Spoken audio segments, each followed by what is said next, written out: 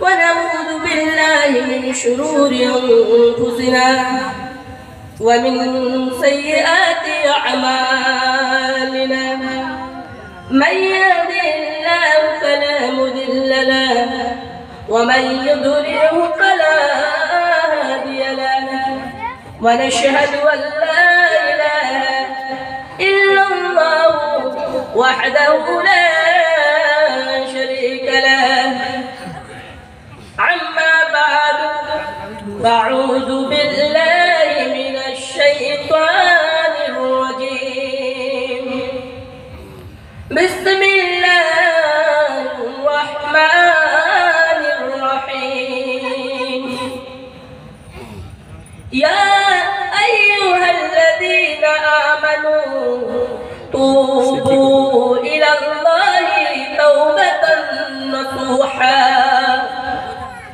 وقال الله تبارك وتعالى في كلامه المجيد وفي الفرقان الحميد إن الله وملائكته يصلون على النبي يا أيها الذين آمنوا صلوا عليه وسلموا تسليما اللهم صل على سيدنا مولانا وعلى آل سيدنا مولانا محمد الحمد لله الحمد لله সমস্ত প্রশংসা সমস্ত তারিফ সেই মহান রব্বুল আলামিনের দরবারে যিনি আমাদের মতন গুনাহগারদেরকে একটি ছোট্ট দোয়ার মজলিসে বসার মতন তৌফিক এনায়েত করেছেন তার শুকরিয়া স্বরূপ সকলে এক জবান হয়ে উচ্চ আওয়াজে চিৎকার মেরে উঠতে বলেন আলহামদুলিল্লাহ আলহামদুলিল্লাহ। তারপরে পরে জানাই যে নবীকে না সৃষ্টি করিলে আমাকে আপনাকে কাউকে বানাতেন না, আসমান জমিন চাঁদ সূরজ কাউকে বানাতেন না, এমনকি বলা হয়েছে একটি বালি কোনও পর্যন্ত বানাতেন না। সেই নবীর শানে অগণিত দরুদ বর্ষিত হোক, সকলে বলেন সাল্লাল্লাহু আলাইহি ওয়াসাল্লাম। সাল্লাল্লাহু আলাইহি ওয়াসাল্লাম।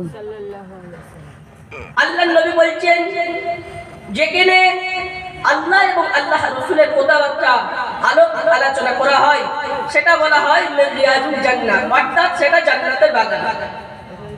তাহলে আমরা বহুদিন থেকে ওয়াজে শুনছি, জুম্মাতে বক্তব্য শুনছি যে জান্নাতে যারা নামাজি এরাই যাবে, বেনামাজি কোনোদিন জান্নাতে যেতে পারবে না। তাহলে আজ আমরা যে জায়গাটায় বসে আছি এটা কিসের বাগান? হ্যাঁ, আমার সঙ্গে কথা বলুন, এটা কিসের বাগান? এটা জান্নাতের বাগান। জান্নাতের। আমরা যারা বসে আছি তারা কি সব নামাজি? দেখি এর মধ্যে দুই একটা বেনামাজি আছে। হ্যাঁ, সব নামাজি। নামাজির পরীক্ষায় দুনিয়াতে না, নামাজির পরীক্ষা হবে কাল কিয়ামতের ময়দানে।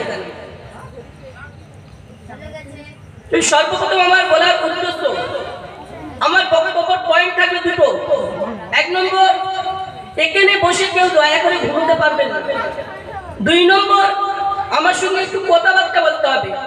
আমি প্রশ্ন করবো, আপনারা উত্তর দেবেন। আপনারা আমার সঙ্গে কথাবার্তা বললে তাতে একটু আমাদের বলতে সুবিধা, আপনাদেরও শুনতেও সুবিধা হবে।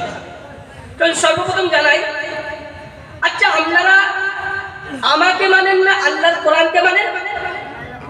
জোরে বলুন। আল্লাহর কোরআনকে মানেন, তাই তো? তাহলে আল্লাহর কোরআনকে আপনারা ভালোবাসেন? ভালোবাসেন তো? তাহলে কোরআনের কথা শুনবেন, আমার কথা শুনবেন? কোরআনের কথা, তাই তো? আচ্ছা, যদি বা পিছন থেকে দয়া করে উঠেই সামনে খালি জায়গাগুলো ভরপুর করে দিতেন তাহলে খুব ভালো হতো।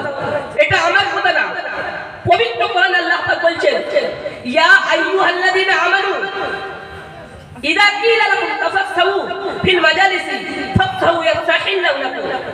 কত পারা আছে? 28 নম্বর পারা, 2 নম্বর পৃষ্ঠা, ডান দিকের পৃষ্ঠা উঠে 13 নম্বর লাইন, সূরা মুজাদালা আল কুরআন আয়াত নম্বর 11। আল্লাহ পাক বলছে ইয়া আইয়ুহাল্লাযীনা আমানু, এই ইমানদার বান্দাগণ, তোমাদের সামনে যখন কোরআন ও হাদিসের কথাবার্তা আলোচনা করা হবে তখন তোমরা করবে, সামনে কোনো খালি জায়গা পড়ে থাকলে পিছন থেকে এসে ওই সামনের খালি জায়গা ভরপুর করে দেবে। কেননা ওই খালি জায়গায় শয়তান বসলে তোমার কানে কুমন্ত্রণা দেবে। এই কারণে বাপেরা কোরআনের আয়াতকে সামনে রেখে আপনাদেরকে আহ্বান করলাম, দেখে নিলাম। দয়া করে একটু যেটা মিলে মিলে বসতেন তাহলে খুব ভালো হতো। বাপেরা একটু দয়া করে এগিয়ে আসুন না, শুনতেও সুবিধা হবে, আমার বলতেও সুবিধা হবে। যেহেতু আপনারা কোরআনের প্রেমী, কোরআনকে ভালোবাসেন, তাহলে এই যে মজলিসে বসে আছি, এটা একটা মজলিসের একটি সম্মান আছে, আদব আছে। তাই কোরআনের আয়াতকে আপনাদেরকে আহ্বান করছি, আপনারা একটু চেপে আসুন, খুব ভালো হবে।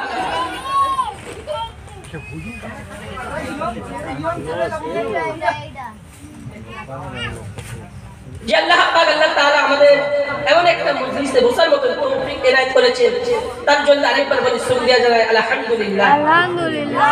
এখন বাড়িতে যারা ঘোরাফেরা করছেন, রাস্তাঘাটে যারা ঘোরাফেরা করছেন, দয়া করে এই মজলিসে চলে আসুন। রোজা বাড়ি থেকে আমরা সেই মোবাইলের সময়তে কোনো লাভ হবে না। মনে করুন না যে 2 ঘন্টাও 4 ঘন্টাও বেকার কাজে কেটে দিচ্ছি, এখানে আসুন না।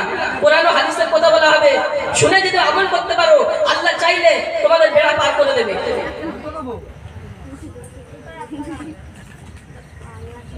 সর্বপ্রথম আমি বলতে চাই যে আমার কোরআনুল কারীম, আমার জলসা শুনতে আসার জন্য সমস্ত ধর্মের লোককে আহ্বান করছি, দাওয়াত দিলাম।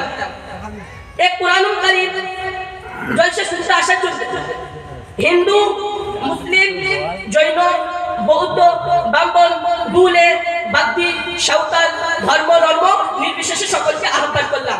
একথা আমার না, পবিত্র কোরআন 13 নম্বর পারা 14 নম্বর পৃষ্ঠা, ডান দিকের পৃষ্ঠা উল্টে 1ম নম্বর লাইন, সূরা ইব্রাহিম আয়াত নম্বর 1, আল্লাহ পাক বলেন, কিতাবুন আনজালনাহু ইলাইকা, এই এমন একটি কিতাব ইলাইকা নবী তোমার উপর অবতীর্ণ করলাম, লিতুখরিজান নাসা, যে মানুষ